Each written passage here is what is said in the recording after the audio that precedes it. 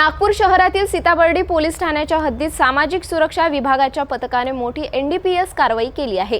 नागपूरच्या मध्यवर्ती रेल्वे स्थानकाजवळील सार्वजनिक रस्त्यावर 17 किलो 540 ग्राम गांजा, मोबाईल्स आणि रोख रक्कम 4 आरोपींना ताब्यात घेण्यात यश आले आहे। ही कारवाई तब्बल 6 तासांच्या प्रयत्नानंतर यशस्वी करण्यात आली। 20 मे 2025 रोजी रात्री 8:15 सुरू झालेली ही कारवाई 21 मे रोजी पहाटे 1:40 सुरू होती।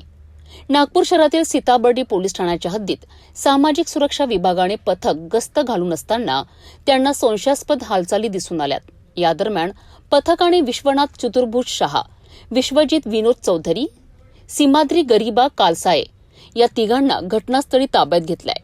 पुढील तपासात सूरज मोहिलाल नाविक या चौथ्या आरोपीला घटनास्थळाव्यतिरिक्त शोध घेऊन अटक करण्यात आली आहे। पोलिसांनी या आरोपींकडनं 17 किलो 540 ग्रॅम गांजा, 3 मोबाईल फोन आणि 1700 रुपयांची रोख रक्कम असा एकूण 3,97,500 रुपयांचा मुद्देमाल जप्त केला आहे।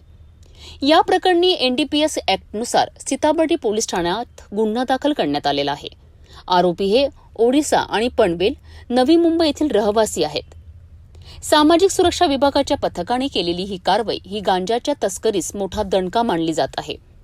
पोलिसांकडून पुढील तपास सुरू असून आरोपींचे जाळे आणखी कुठे पसरले आहेत का याचा शोध घेतला जात आहे।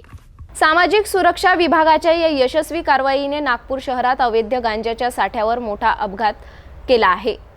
पोलिसांच्या सतर्कतेमुळे हे रॅकेट उघडकीस आले असून यामागे आणखी कोणी गुन्हेगार आहेत का याचा तपास सुरू आहे। सिटी न्यूज आपल्याला पुढील अपडेटसह लवकरच भेटेल। बघत रहा सिटी न्यूज।